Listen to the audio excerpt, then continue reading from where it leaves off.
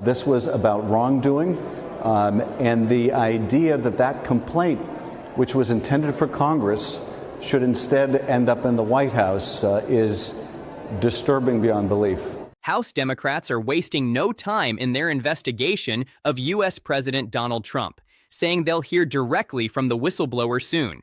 It was his or her complaint that led the House to launch the impeachment inquiry of the president after he asked Ukraine's president to dig up dirt on political rival Joe Biden, allegedly in exchange for military aid. That whistleblower will be allowed to come in without a minder from the Justice Department or from the White House. To tell the whistleblower what they can and cannot say, will get the unfiltered testimony of that whistleblower. This whistleblower showed a lot of guts to come forward.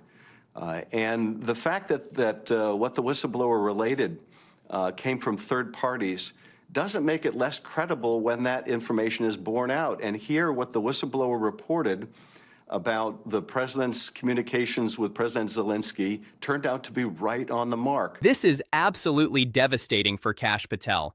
And I'm not talking about some minor legal complication that he can brush off with a good lawyer and a press statement.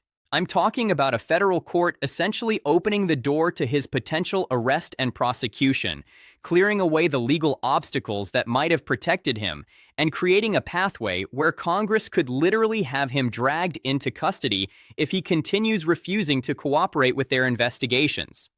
The FBI director, who thought he was untouchable because he has Trump's backing, just discovered that courts don't care about political protection when you're obstructing legitimate congressional oversight and potentially committing perjury under oath. Do you have any idea how the law works? Do you want me to break the law in a federal judge's order? No, I want you to follow your own word, Director Patel. You said up there it was under the direct control of the FBI director. He had the black book. Everything I have direct control over, we have gone to court. Here's the situation that Patel now finds himself in, and it's genuinely one of the worst possible scenarios for someone in his position. Congress has been demanding that Patel testify about multiple issues, including the Epstein files that he's been stonewalling on, the political purge allegations at the FBI, where he's supposedly firing people based on their past work on Trump investigations, and the Charlie Kirk assassination case where he made that false public statement about having a suspect in custody when they didn't. And Patel has been refusing to fully cooperate, giving those I don't know answers to everything, claiming he hasn't been briefed on details he should absolutely know about as FBI director, basically obstructing at every turn. That rant of false information does not bring this country together. If you want to work on bringing this country, it's my time, not yours. My God. If you want to talk about fighting this country, it is my time. I follow you on your social media posts that tear this country apart. To address your falsehoods. Oh, you can try all you want in this country. to not share this video with everyone you know, because Congress finally got fed up with Patel's obstruction and started threatening him with contempt charges, which is the legal mechanism they have to force witnesses to comply with subpoenas and testify truthfully. And Patel probably thought he could keep stalling, keep saying he doesn't know things, keep hiding behind executive privilege claims or national security justifications or whatever excuses his lawyers came up with. But then a federal court issued a ruling that changes everything about Patel's legal situation and makes his obstruction strategy suddenly much more dangerous. The court ruled on a challenge to Congress's contempt authority. And here's what makes this absolutely critical for understanding why Patel is now in serious jeopardy. The ruling essentially affirmed that Congress has broad power to enforce its subpoenas, that witnesses can't just refuse to cooperate because they claim executive privilege or because they have political backing from the president, and that the mechanisms Congress has for compelling testimony, including the potential for arrest through inherent contempt, are constitutional and can be used when witnesses obstruct legitimate oversight investigations. Make sure you're subscribed to this show because what this ruling does is remove the legal fig leaf that Patel might have been hiding behind, thinking that courts would protect him from Congress's enforcement powers or that executive privilege would shield him from having to answer uncomfortable questions about his conduct as FBI director. Have you released all of the stuff that the FBI has seized from Epstein's house? The computers, the emails, the file cabinets, the documents? What about the financial records? Have you released all of that? Everything the court has allowed us to Which release. court are you talking about? 3 separate federal courts have come in and said... We're talking about the evidence you've got. It's got nothing to do with what those courts have. Do you have any We're talking idea about how the law works? The court basically said, no, Congress has legitimate oversight authority. Witnesses have to comply with subpoenas, and the enforcement mechanisms, including potential arrest, are available tools that Congress can use when witnesses refuse to cooperate with legitimate investigations. Now, let's talk about what inherent contempt actually means, because this is the nuclear option that Congress has been discussing using against Patel if he continues his obstruction. Inherent contempt is Congress's own power to enforce its subpoenas without going through the Justice Department or the courts. And it works like this. If Congress votes to hold someone in inherent contempt, they can direct the sergeant at arms to literally arrest that person, bring them before Congress, and detain them until they agree to comply with the subpoena and provide the testimony or documents that Congress is demanding.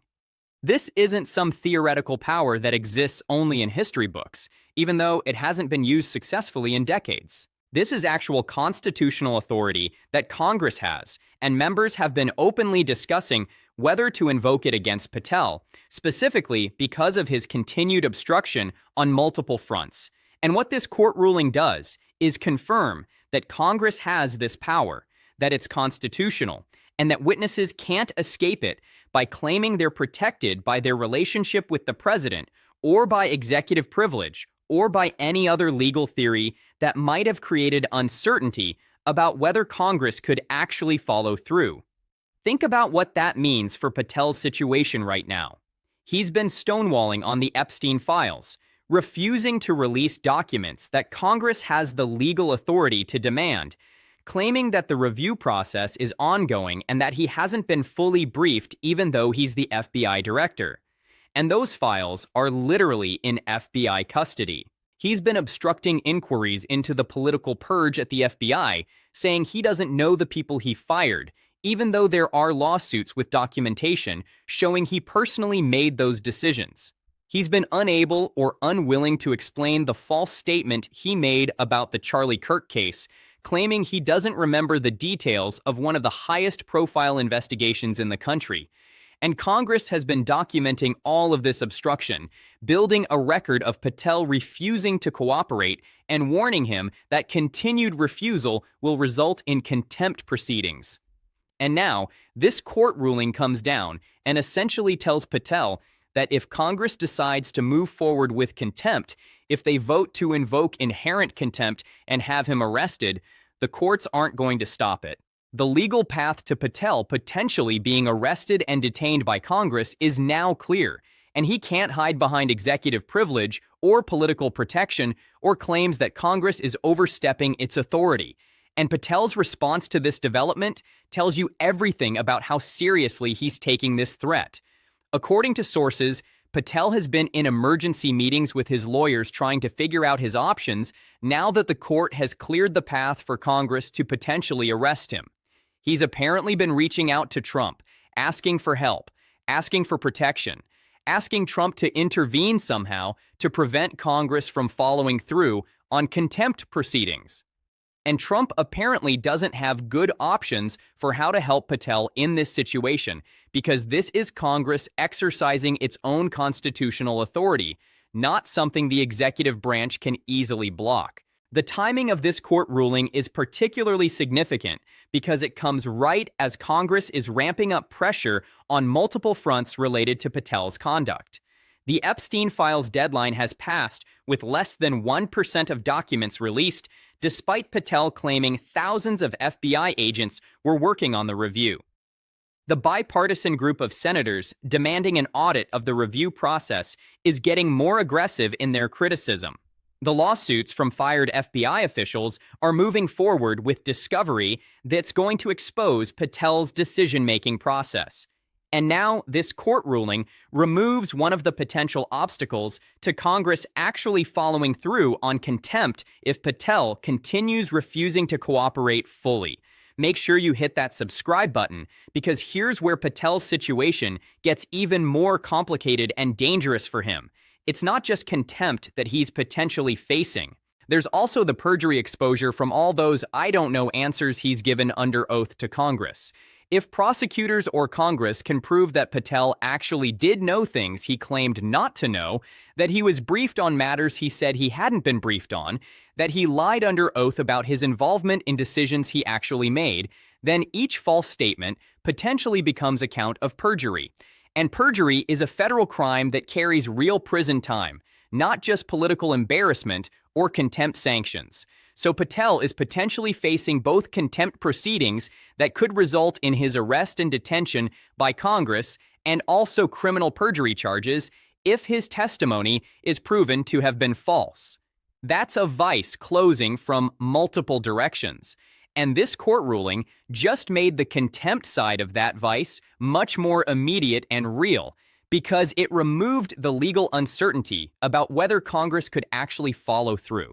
Think about the calculation Patel now has to make, because he's essentially trapped between terrible options. If he continues stonewalling and refusing to fully cooperate, Congress can now move forward with contempt, knowing that courts have affirmed their authority to do so, which means Patel could actually be arrested and detained until he complies.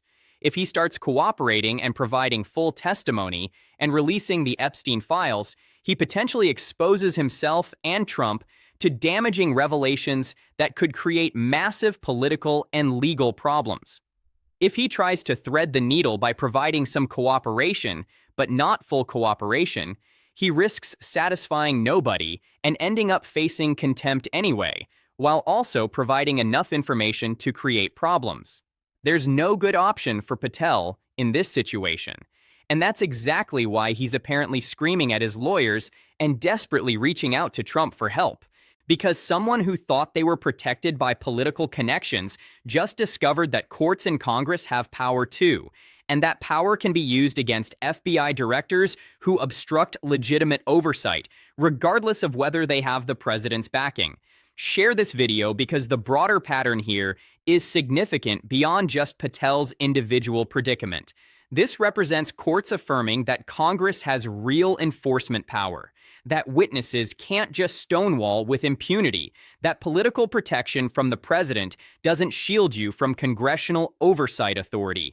And that has implications for everyone else in Trump's administration who's been refusing to cooperate with congressional investigations, thinking that they're safe because Trump will protect them, or because the political dynamics make accountability unlikely. If Congress actually follows through on contempt against Patel, if they vote to invoke inherent contempt and have him arrested, that sends a message to every other Trump official who's been obstructing oversight. That message is, you can be held accountable. Congress has real power to enforce its subpoenas, and political backing from Trump doesn't make you immune to consequences. That could potentially open the floodgates to Congress using its contempt power more aggressively against other officials who've been stonewalling on various investigations. And the specific issues that Patel is obstructing on make this particularly significant. The Epstein files are something the public desperately wants to see, something Trump promised to release, something that Congress has legitimate oversight authority to demand. Patel's stonewalling on those files isn't just bureaucratic foot-dragging. It's actively preventing Congress and the public from seeing evidence about powerful people's connections to a convicted sex trafficker. If Congress uses contempt power to force release of those files, that's using congressional authority to break through a cover-up that serves powerful interests. The political purge allegations at the FBI are about whether Patel is turning the Bureau into a political weapon, firing people based on their past work, investigating Trump, rather than based on legitimate performance issues. Congress has authority to investigate whether an executive agency is being weaponized for political purposes, and Patel obstructing that investigation by claiming he doesn't know people he personally fired is obstruction that prevents legitimate oversight of potential abuse of power. What happens next depends on whether Congress actually follows through now that courts have cleared the path. If they vote to hold Patel in contempt, if they direct the sergeant at arms to arrest him, if they actually use the inherent contempt power that this court ruling has now affirmed, then we're in unprecedented territory for modern American politics. An FBI director getting arrested by Congress for refusing to cooperate with oversight would be a massive constitutional moment, and it would demonstrate that congressional power still means something even when the president tries to shield his appointees from accountability. If Congress backs down, if they don't follow through despite this court ruling clearing the way, then Patel and other Trump officials learn that they can keep stonewalling without real consequences. That contempt threats are empty, that Congress's bark is worse than its bite, and that would embolden more obstruction across the administration, making oversight effectively impossible because witnesses know they can refuse to cooperate without facing real enforcement. The stakes here go way beyond just Patel's personal legal situation. This is about whether congressional oversight still functions, whether witnesses have to comply with subpoenas, whether political protection from the president can shield officials from accountability to Congress. These are fundamental questions about how the constitutional system works. And Patel's case is where those questions are getting tested right now. Think about what this moment represents in the broader context of Trump's presidency and the various ways accountability has been pursued. Courts have been issuing rulings against Trump's policies. Prosecutors have been bringing cases. Congress has been investigating, but witnesses have often been able to stonewall by refusing to testify or claiming privilege or simply lying and saying they don't know things. And that obstruction has prevented full accountability from being achieved even when the underlying misconduct is documented. If Congress can break through that obstruction by actually using its contempt power, by arresting witnesses who refuse to cooperate, by forcing testimony and document production through constitutional enforcement mechanisms, then accountability becomes more achievable. The obstruction strategy that Trump and his allies have relied on becomes less effective. The walls start closing in because witnesses can't just refuse to cooperate anymore. And Patel is the test case for whether this works, because he's been obstructing so blatantly, refusing to answer basic questions about his own actions, stonewalling on files that Congress has clear authority to demand, making false public statements that he then can't explain when questioned. If Congress can't or won't hold him accountable after this court ruling cleared the legal path, then who can they hold accountable? If Patel's obstruction doesn't trigger contempt proceedings and potential arrest, then contempt authority essentially doesn't exist as a real enforcement mechanism. Here, we're watching in real time whether congressional power still means something or whether it's been hollowed out to the point where witnesses can obstruct with impunity as long as they have presidential protection. Patel's screaming at his lawyers and reaching out desperately to Trump because he's just discovered that the answer to that question might not be what he assumed. That courts have affirmed congressional authority, that the path to his potential arrest is now clear, that all his "I don't know" answers and his stonewalling on the Epstein files and his false statements about investigations might finally result in actual consequences, rather than just angry press releases from frustrated members of Congress. The coming days and weeks will reveal whether Congress follows through now that courts have given them the green light. Whether they vote to hold Patel in contempt, whether they direct the sergeant at arms to arrest him, whether they actually use the inherent contempt power to enforce their subpoenas and compel the testimony and documents they've been demanding. And Patel's fate will show everyone else in government whether obstruction still works or whether accountability has finally caught up with witnesses who thought political protection made them untouchable. Stay tuned, because this story is developing rapidly, and what happens to Kash Patel could determine how congressional oversight functions for years to come, and whether Trump officials can continue stonewalling or whether they'll finally face consequences for refusing to cooperate with legitimate investigations into their conduct.